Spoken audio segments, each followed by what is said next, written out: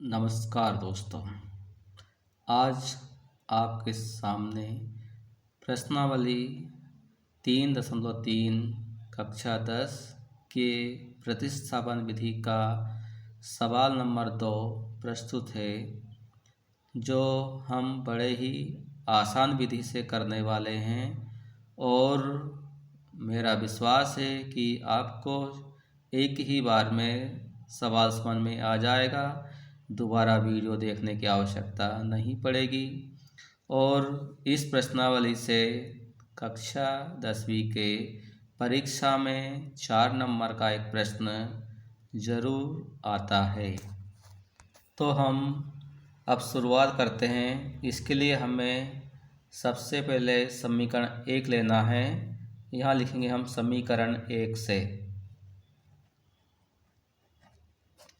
समीकरण 1 से इसमें हम लेते हैं एस माइनस का टी बराबर 3। अब यहाँ पर टी को हम इधर ले आते हैं पक्षांतर करके, तो टी जो है यहाँ माइनस का है। जब हम इसे इधर ले आएंगे तो ये प्लस का हो जाएगा। तो हमें प्राप्त होगा एस बराबर 3 प्लस टी। इसे हम समीकरण 3 नाम दे देंगे। अब समीकरण 2 में एस का मान प्रतिस्थापित करेंगे। यह लिखना होगा समीकरण 2 में एस का मान प्रतिस्थापित करने पर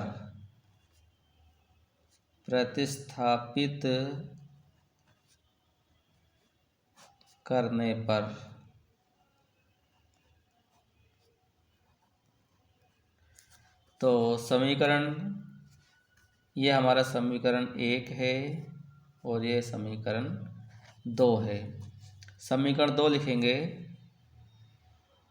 एस बटे 3 प्लस टी बटे 2 बराबर 6। अब इसमें हम जहाँ पर एस लिखा है वहाँ पर एस का ये मान प्रतिस्थापित कर देंगे। कैसे? एस के स्थान पर हम लिख देंगे 3 प्लस टी बटे में 3 प्लस टी बटे 2 बराबर में 6। अब यहाँ पर 3 और 2 का हम निकालते हैं एलसीएम, अर्थात लघुत्तम समापवर्तक।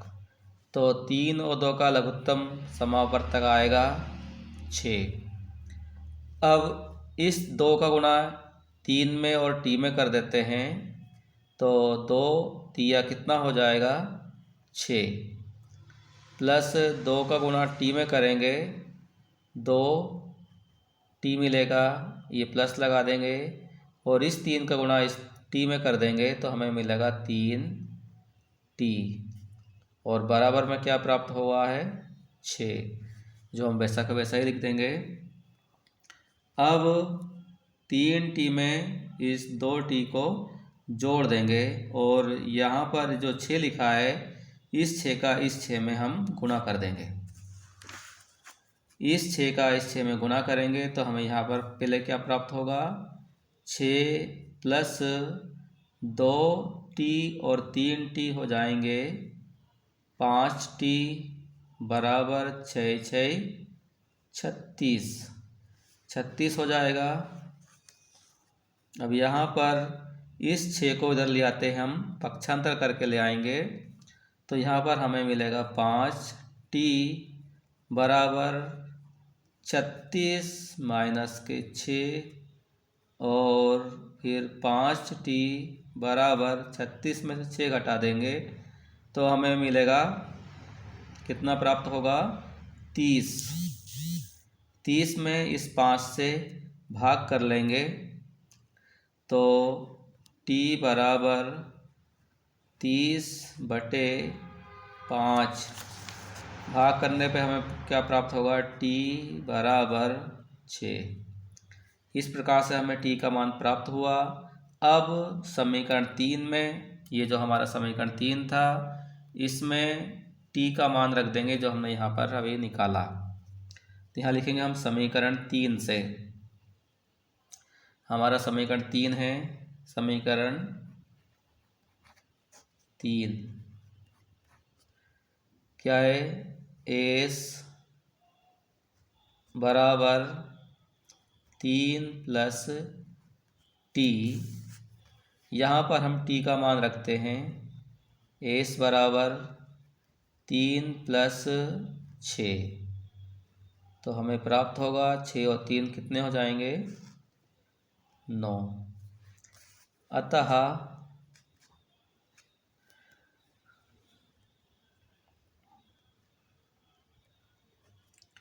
s बराबर 9 और t बराबर 6, ये हमारे सवाल के उत्तर हुए।